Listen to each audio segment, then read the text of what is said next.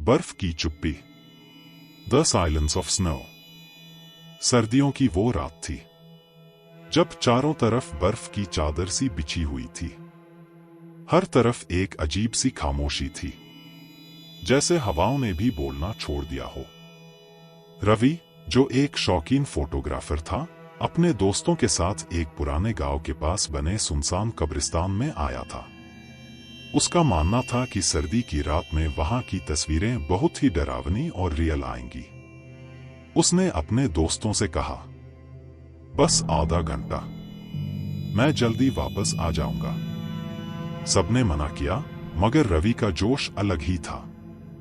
वो अकेला अपने कैमरे और टॉर्च के साथ उस कब्रिस्तान की तरफ निकल गया।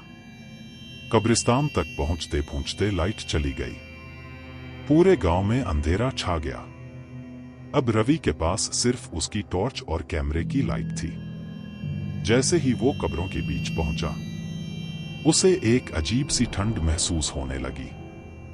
ना वो आम ठंड थी, ये कुछ और थी, जैसे कोई उसकी हड्डियों के आर पार हो रही हो।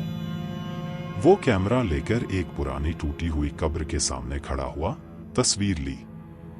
तभी उसकी कैमरे की स्क्रीन पर एक चेहरा झलक गया। एक औरत का चेहरा, बर्फ में आधा डूबा हुआ, खून से सना। रवि ने तुरंत चारों तरफ देखा, कोई नहीं था। उसने सोचा शायद कैमरे की गड़बड़ी है। वो आगे बढ़ा। हर कब्र के पास उसे कुछ ना कुछ अजीब दिख रहा था। कभी कोई साया, कभी खून के धब्बे बर्फ पर, कभी किसी की चीख जो सिर्फ वो सुन सकता था, मुझे यहां से निकालो। फिर उसे एक पुराना मकबरा दिखा। दरवाजा जंग लगा हुआ था, मगर जैसे ही उसने हाथ लगाया, अपने आप खुल गया। अंदर जाते ही एक तेज बदबू का झोंका उसके चेहरे से टकराया। अंधेरा था, बिल्कुल घना। वो अंदर गया, टॉर्च से इधर उधर देखा, और वहां फर्श पर बर्फ से लिपटी एक लाश पड़ी थी, जिसकी आंखें खुली थीं और वो सीधा रवि को घूर रही थी। रवि ने डर के मारे पीछे हटना चाहा, मगर तभी दरवाजा अपने आप बंद हो गया। अंदर अब कोई और था। उसकी सांसों की आवाज उसके ठीक पीछे। वो मुड़ा और कुछ नहीं था। अचानक वो लाश उठ बैठी और अपनी खून से सनी उंगली रवि की तरफ उठाई। उसके होंठ हिल रहे थे।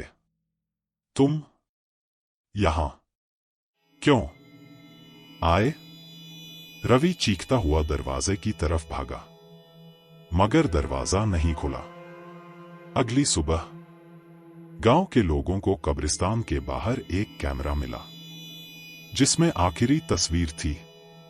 एक बंद कमरे में दीवारों पर खून से लिखा था, जो आया वो यहीं रह गया। रवि का कभी कुछ पता नहीं चला। आज भी जब कोई उस कब्रिस्तान के पास से गुजरता है, तो कहते हैं कि कैमरे की फ्लैश अपने आप चलती है और किसी की चीख सुनाई देती है। तुम यहां क्यों आए? उम्मीद करता हूं आपको वीडियो पसंद आई होगी। अगर वीडियो अच्छी लगी तो लाइक जरूर कीजिएगा और बेल आइकन को प्रेस करना मत भूलिएगा। और हाँ, अगली बार अगर बर्फ में किसी कब्र के पास कैमरा ले जाने का सोचें, तो एक बार पीछे मुड़कर जरूर देखना। शायद कोई तुम्हें पहले से ही देख रहा हो।